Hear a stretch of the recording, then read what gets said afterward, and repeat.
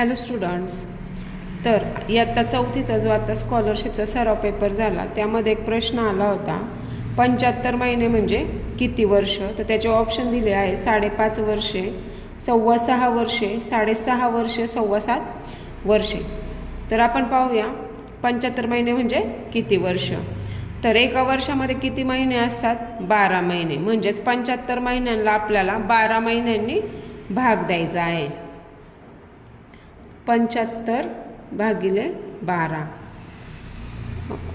12 एके 12, 12 दोन 24, 12 त्रिक 36, 12 चौक 48, 12 पंचे 60, 12 सक 72. 75 मधून 72 गेले, राहिले 3. इथं दिला पॉईंट, इथं आले 30. 12च्या पाड्यामध्ये 30 नाही आहे, तर 30च्या आधीची संख्या आहे 24. 12 दुने 24. 30 मधून 24 गेले 6, परत आला त्याच्यावर 0 झाले 60. 12च्या पाड्यामध्ये 60 आहे.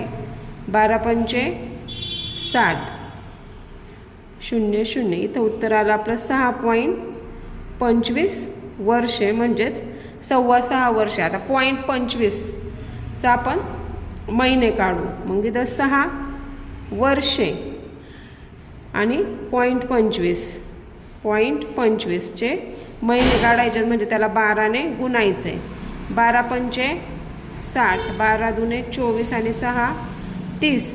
इथं शेवटून 2 अंकांनंतर पॉईंट आहे, म्हणजे इथं शेवटून 2 अंकांनंतर इथं पॉईंट द्यायचा, म्हणजे 0.25चे काय झाले 3 महिने,